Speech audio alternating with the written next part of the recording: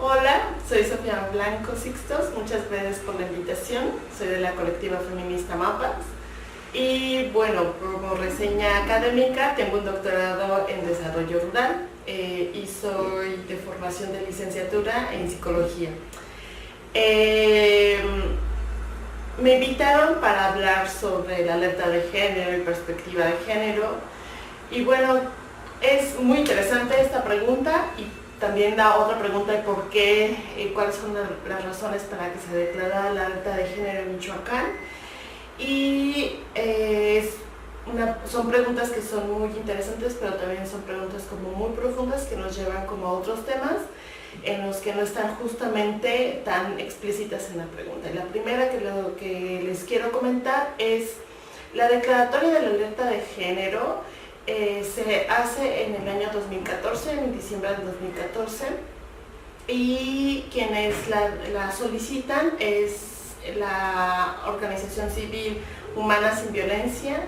Ellas hacen una investigación respecto a cuáles son el número de feminicidios que habían estado en aumento en los últimos, desde el 2007-2008, que es cuando el presidente Calderón en aquel entonces hace su guerra contra el narcotráfico y que justo inicia aquí en Michoacán. En ese momento la violencia contra las mujeres y en especial la violencia del feminicidio, el feminicidio como ahora se conoce como más, aumenta en las estadísticas. Esto lleva a un momento donde fue como inevitable cerrar los ojos frente a lo que estaba sucediendo. Y fue con el asesinato de una compañera, estudiante de enfermería de Uruapan, en donde su cuerpo fue encontrado en las orillas del propio municipio de Uruapan. Esto hizo que muchas organizaciones, no solamente de Morelia, sino de otras entidades del Estado, se movilizaran en contra del asesinato de ella y de otras muchas más que ya habían sucedido, que se habían acallado, ¿no? Cabe señalar que la declaratoria de la alerta de género o la alerta de género forma parte de un grupo mucho más amplio de herramientas, de instrumentos que son también jurídicos, que son también instrumentos de políticas públicas, de la Ley General de las Mujeres a una vida libre de violencia. Esta ley lo que contempla es justamente qué se tiene que hacer primero, ¿qué significa la violencia? ¿Qué tipos de violencia hay? ¿En qué ámbito se realiza? Y, por supuesto, instrumentos, y en este caso este instrumento es la declaratoria de la alerta de género. Este instrumento es muy interesante, yo las invito a que lo lean, porque en este justamente significa qué es la violencia de género en las instituciones públicas, y también cuáles son los tipos de violencia que están allí. Y ahí se incluye violencia física, violencia psicológica, violencia patrimonial, violencia emocional. Entonces, todos estos tipos de violencia también en qué ámbito se dan, ¿no? Entonces, es en el ámbito laboral, en el ámbito educativo, en el ámbito doméstico, en el ámbito público. Entonces, lo que nos da es una gran gama de las implicaciones de la violencia y también cómo la viven las mujeres. ¿Por qué las mujeres? Y entonces aquí es cuando nos referimos justamente a un campo mucho más amplio, que es la perspectiva de género. Antes de irme a la perspectiva de género, quiero señalar que es muy importante, por un lado, sí conocer estos instrumentos y sí conocer estas leyes, y también ustedes como estudiantes o como quienes están dentro del ámbito de la salud, por ejemplo, conocer la NOM 046, que justo la NOM 046 tiene que ver también con la atención de las mujeres en situación de violencia. Y ya no decimos mujeres violentadas o mujeres que han sido violentadas, sino mujeres en situación de violencia. ¿Por qué? Porque es una situación. Ellas en sí mismas no son las que, no forma parte de su identidad el ser violentadas. Entonces, ¿por qué hacer una ley para que las mujeres vivan una vida libre de violencia?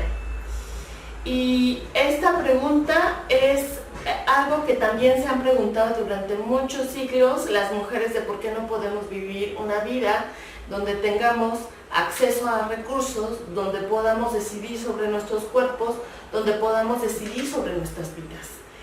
Aquí una de las situaciones es justo y que tiene que ver con la historia del movimiento de mujeres, con la historia del movimiento feminista. Esta historia, la verdad, es muy interesante. Yo los invito a que lean un libro que se llama Un fantasma recorre México. Es un libro de Gisela Espinosa y de Lau. Es un libro maravilloso donde habla justamente del movimiento de mujeres, del movimiento feminista en el siglo XIX y siglo XX, y cómo han transformado la vida pública y la vida privada de todo el país. Desde finales del siglo XIX, principios del siglo XX, las mujeres inician una lucha por la defensa de sus derechos, y una lucha que fue pública. Una lucha por los derechos laborales, que eso es algo también que no se aborda mucho, pero que se recuerda mucho para los 1 de mayo, que es el Día del Trabajo, de quiénes fueron las que comenzaron, o cuáles fueron las referencias de las movilizaciones obreras para denunciar las explotaciones laborales que estaban viviendo. Entonces, eso por un lado, y por otro lado también el hecho de que las mujeres en el siglo, sobre todo en el siglo XVIII, en el siglo XIX, las mujeres no tenían acceso o no podían tener bienes. El que pudieran tener bienes tenía que ver con otras razones, y casi siempre cuando moría el padre, por ejemplo, los bienes quedaban a nombre de los hijos, o las herencias solamente eran para los hijos. Las mujeres no estudiaban, las mujeres no tenían acceso a la universidad. Aquellas que pudieron hacerlo tuvieron que enfrentarse con un mundo en donde no solamente era la familia la que decía que no estudiara, sino también eran instituciones donde se les negaba el acceso. Hay muchas historias al respecto, pero aquí lo más interesante es justamente durante el siglo pasado, el siglo XX, cómo las mujeres van luchando, por ejemplo, para tener acceso al voto, al aborto también. Justo desde los años 20 fue el primer encuentro de mujeres, el encuentro feminista, y una de ellas era el derecho a la educación, en que las mujeres pudiéramos tener acceso a la universidad. Era también el derecho al voto. Todas las mujeres deberíamos de ser, podremos ser candidatas, o podríamos, por ejemplo, tener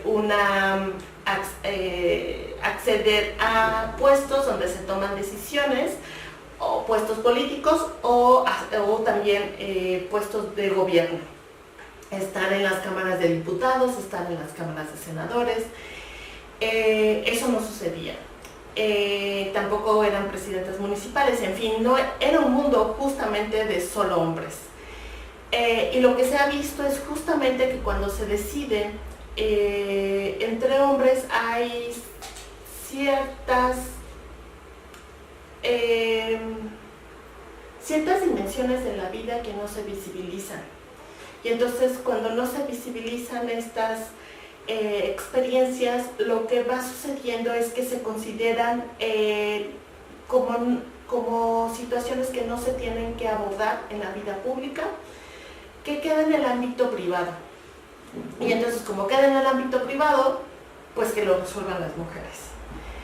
Pero además, con esto que les estoy comentando de a qué tenían acceso las mujeres, se ha naturalizado también los espacios en los que las mujeres deben estar, pero también se ha naturalizado cuáles son las capacidades, habilidades y formas de ser mujer.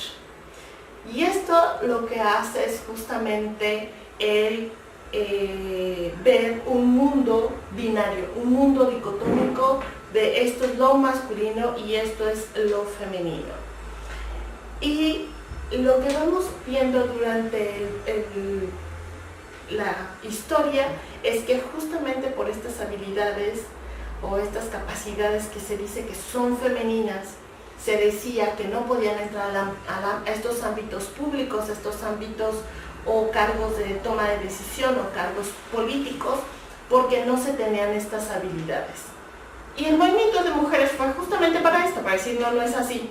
Nosotras tenemos una gran diversidad, hay una gran diversidad humana y no tiene que ver con lo femenino y lo masculino. Tiene que ver con los prejuicios, con los estereotipos, con los mandatos, ahora que ya lo nombramos como mandatos de género, de a ti te toca como mujer hacer esto y a ti como hombre te toca hacer lo otro.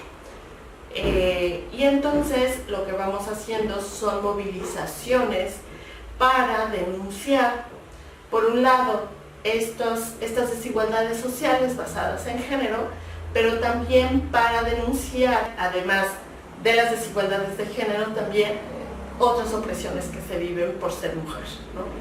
Y entonces lo que va sucediendo es que vamos teniendo modificaciones en las políticas públicas, pero luego eso no es suficiente. Lo que se va haciendo es una denuncia desde el propio movimiento de mujeres, desde la propia academia feminista, desde la Academia de las Mujeres, para decir que no se puede generar un cambio social solamente cambiando las leyes. Se necesita hacer un cambio cultural, un cambio social, para que haya una sociedad en donde las mujeres tengamos acceso a recursos, a bienes, a cargos, y en donde además estos valores que se han considerado femeninos sean considerados también valores humanos y no solamente valores femeninos. Entonces, lo que se va generando es que se nombra justamente al género como una categoría analítica para hacer una mirada crítica, una mirada que nos permita analizar desde otros lugares no comunes, desde otros lugares no naturalizadores y desde otros lugares no esencializadores de lo que son las mujeres y los hombres. Entonces, esta categoría analítica va ayudándonos justamente para reconocer las diferencias, pero también para reconocer la diversidad identitaria de las mujeres. Entonces, me regreso, en este punto me regreso justamente a que la perspectiva de género se convierte en una solicitud del movimiento de mujeres a nivel mundial, y que nace con la conferencia de Beijing en el 1995, y ahí los gobiernos de distintos lugares del mundo lo que firman es un acuerdo para que sus políticas públicas tengan esta perspectiva de género, pero no solamente eso, sino que tiene que ser transversal a todas las instituciones de gobierno. Y uno de estos sectores es el sector salud. Aquí es muy importante que se conozca qué significa la violencia y puedan ustedes desde su formación, por un lado, reconocer que puede haber una biología femenina o una biología de las mujeres, pero que esto no significa que así por la biología hay un destino de las mujeres. Se tiene que romper con esto.